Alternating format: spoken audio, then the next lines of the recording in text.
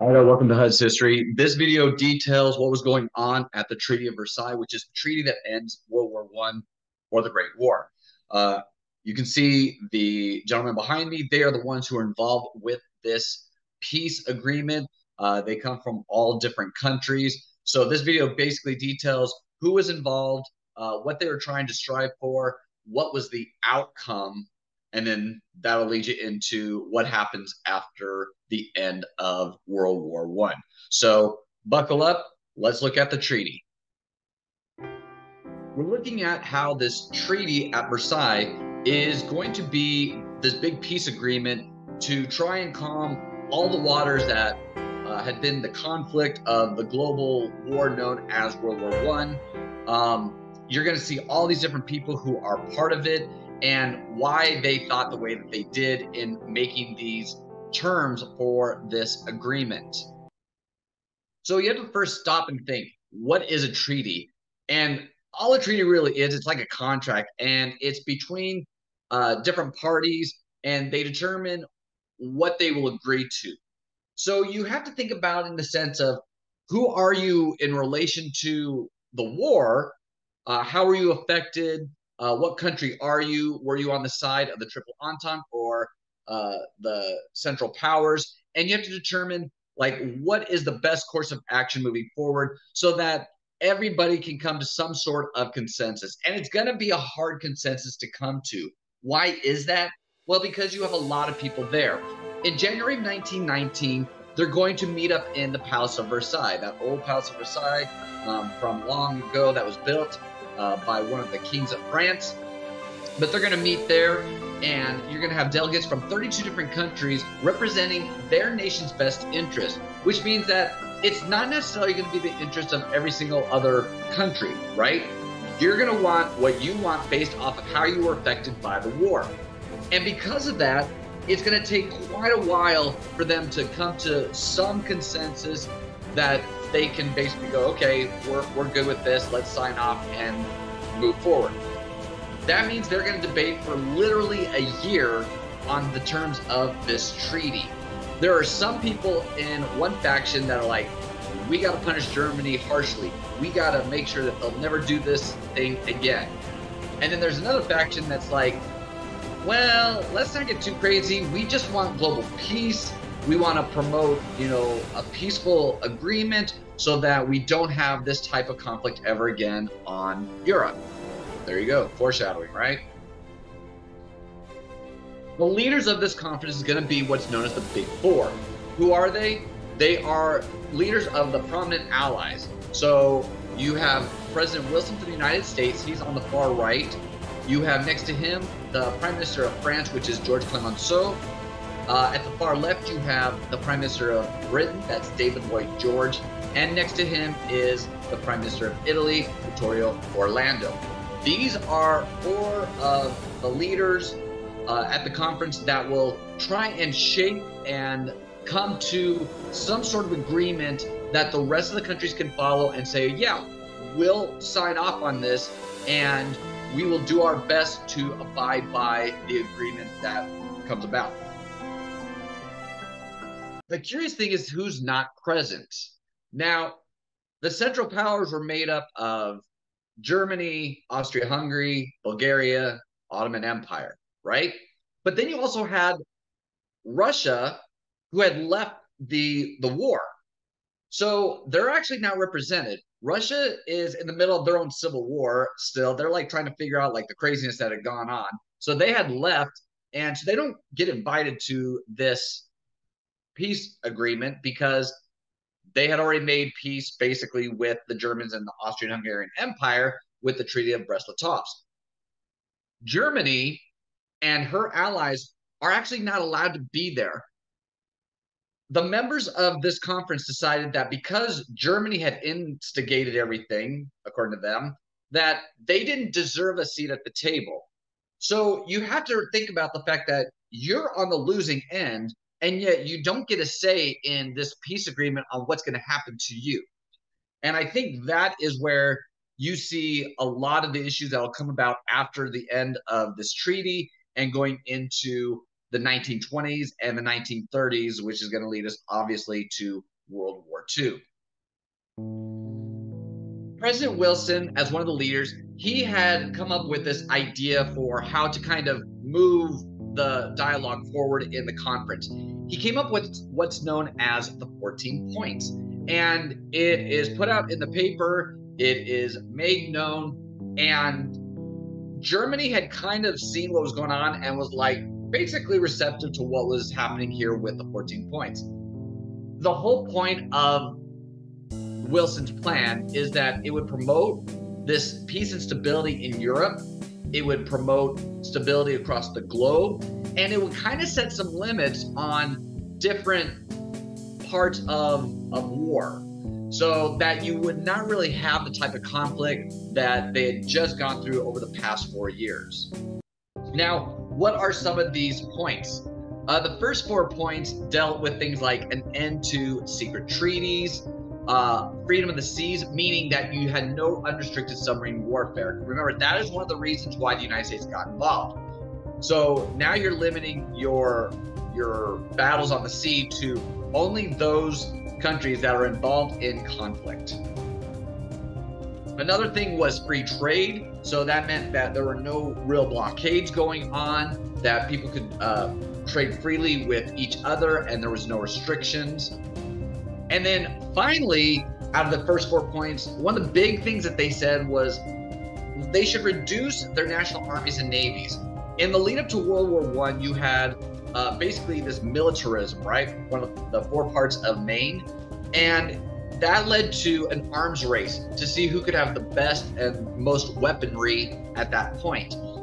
So Wilson, in his 14 points, said, hey, if we reduce the size of our armies and navies, that reduces any tensions countries will have with each other in wanting to be bigger than, their neighbors, and that reduces the chance of having an actual conflict. Some of the other points that they put in there in this 14-point plan, one is an adjustment of colonial claims, meaning that they're going to take some land from those countries that lost some of their colonies, like Germany and Austria, and they're going to give them to other people, other countries. The 6 through the 13 points are regarding the breaking up of empires and making some new nations, and that's going to change the borders of these old empires. The other thing it's going to do is, as it creates new empire or new countries, it's going to give people who live there the right and the choice to whatever type of government they want. This is known as self-determination.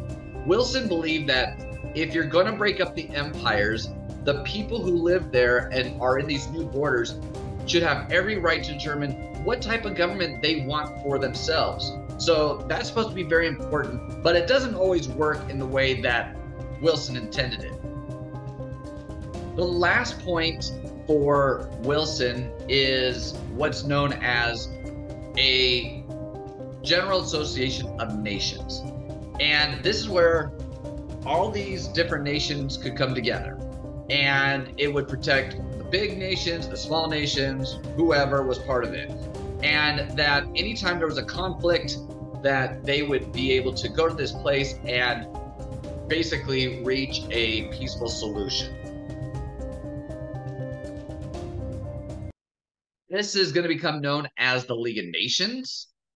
It's supposed to be a place where you could go there and air your grievances before you even start military conflict. There are some problems, though, with this. Germany and Russia are not part of it because they're not there in this conference at the Treaty of Versailles. The U.S., because they don't end up ratifying the treaty as it was, they don't become a member of the League of Nations. They did have observer status, so they could see what was going on, but they had no stake in voting for any resolutions that came about. Another problem that is going to become of the League of Nations is that they have no enforcement of their decisions. So basically, they can say to countries who are having an issue between each other, don't do this. But it's basically, on your honor that you're going to, follow the resolutions that the League of Nations has. But there's no enforcement policy. There's no like military that's going to go and like say, hey, you can't do that. And because of that, you're going to have all these problems because people are just going to end up basically ignoring some of the resolutions that come about. And you're going to eventually get countries who will withdraw from the League of Nations because they don't want to be part of it and they don't want to live by any resolutions that they have. And what are you going to do if you're not part of the League of Nations? You don't have to follow anything that they say. So the League of Nations is going to have its own problems as you go through the 1920s into the 1930s until finally it just collapses because of World War II. And then, of course, it's the predecessor to what we all know now as the United Nations, which is stronger in some senses, but still has its own problems. Now, there are some conflicting views that are going on here between these big four that are leading the conference. Wilson had made this big, proposal saying like, hey, this is what we should kind of do. I think it's good. It balances everybody, everybody has to kind of give up something and it doesn't destroy anybody in a sense. But Britain and France, they don't really care for that. Why? Because they felt that they had bore the brunt of Germany for so long that they just wanted to punish them. They wanted to strip Germany of all their war-making power. They didn't want them to have certain types of military branches. They decided that they wanted to not have Germany be a powerful country in Europe. So you finally get to some compromise, and the treaty is going to be signed later in 1919. That is going to be 5 years to the day that Archduke Franz Ferdinand is assassinated. Now, I don't know if it's like a symbolic thing that they did it, maybe because of like the beginning of the war, and this is like the official end of the war. The treaty is going to create the League of Nations, like I said. But what does it do? It punishes Germany very harshly. They are going to lose land to France, which is the Alsace-Lorraine region. They had lost that land previously in the Franco-Prussian War with the German state of Prussia, so they're getting it back. Germany is going to surrender its colonies that they had in Africa and the Pacific to other victors of World War I. They have to limit their military. They couldn't make any weapons for war. They could only have weapons for defensive purposes. But if you think about it, if you have weapons for defensive purposes, you can also use them for offensive purposes for the most part. And another big thing was that they were told they could not have an air force, nor could they have submarines, the U-boats. So those are some big deal things that France and Great Britain get put into the treaty. But that's not the extent of it. The most harsh, or I should say the most harsh, but the harshest part of this treaty is what's known as Article 231. This is a clause that's put in there by Britain and France, and it is really one of those things that if they had realized it at the time, how big of a deal it was to the German people and how much it would backfire on Britain and France, they probably wouldn't have put it in there, or they would have changed it. Because this is known as the War Guilt Clause. And basically, this clause says that Germany is responsible for the entire war. Now, if you go back to the beginning of the war, who started the war? It was Austria-Hungary. Austria-Hungary was going to attack Serbia, which then brought Russia into the whole thing, which then is going to bring Germany in because of the alliance system. But Germany is made responsible for the entire war. And then they put in that Germany has to pay all these reparations to the Allies. So they figured that due to the enormous cost of life and the economic damage that had been done to the rest of Europe, Germany was going to have to pay $33 billion over 30 years. So that's like 1 point whatever billion a year for the next 30 years. Obviously, it does not get paid because they will eventually get into World War II. And like only one country has actually paid back all their debt since the end of both wars. So, oh well. But that is the biggest piece that is really going to upset the Germans.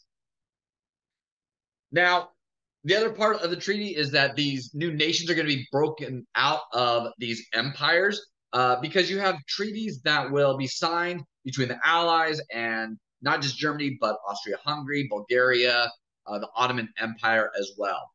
And these treaties lead to a lot of land that is going to be either broken up or moved into another country slash empire. The Austro-Hungarian Empire, the Habsburg family dynasty is gone. It's done. And the countries that come out of it are Austria, Hungary, two separate. They're not controlled by one family anymore.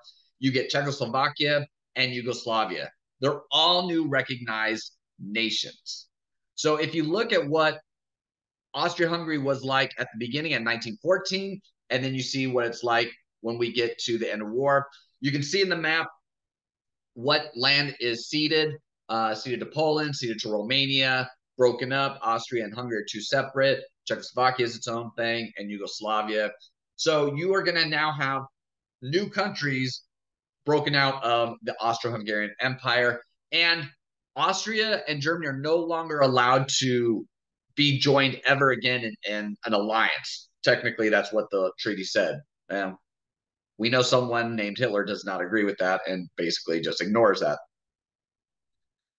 So here's Germany and Austria-Hungary before and after. You can see in the map on the left how big they were.